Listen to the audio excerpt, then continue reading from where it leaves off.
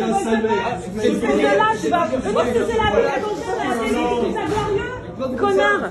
Bon, j'ai pas l'habitude de dire ça, mais j'ai de la peine pour la France insoumise. Et c'est pour ça que je n'ai pas réagi aux dernières attaques de Garrido et Corbière. Et aussi parce qu'ils sont mariés. Et quand tu vois le couple, t'es en droit de te dire, je vais pas en rajouter une couche. Ils en ont suffisamment. Parfois, quand on voit certains physiques, on dit la nature a de l'humour. Bah là, je crois que la blague a duré trop longtemps. Alors j'ai vu ce que Garrido a dit au jeune Stanislas. Tu suces la bite à ton chef, le tout en mimant le geste. À la perfection, je dois le dire. C'est vrai que c'est peu raffiné. Mais j'en attendais pas moins d'une meuf qui ressemble étrangement au bonhomme de l'île de Pâques, mais qui aurait mangé tous les œufs. Bon, j'en rajoute pas de façon à 2 contre 1, ils se sont fait terminer et dans les règles. Mais comme si ça ne suffisait pas, le patron de la France insoumise, qui lui aussi doit avoir le zizi bien lustré, en a largement rajouté dans la haine et la provocation. D'abord face à un policier de la BAC. Vous m'impressionnez pas, c'est pas la peine de hurler. Vous êtes pas sur la voie publique. C'est ça. Yannick, vous dites que... Vous obéirez comme les autres. J'obéis parce que moi je suis républicain. Exactement.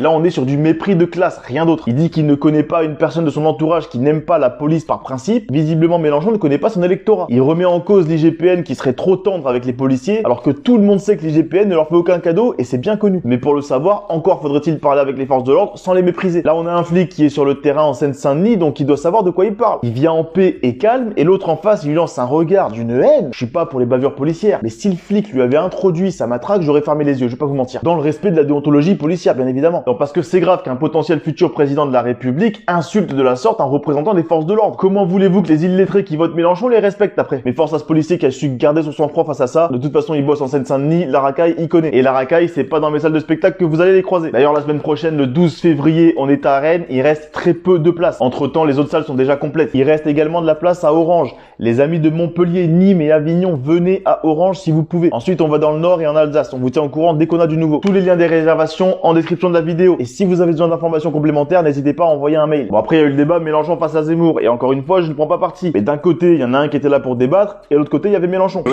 bon, sur la frontière et les frontières européennes. Allez, d'accord.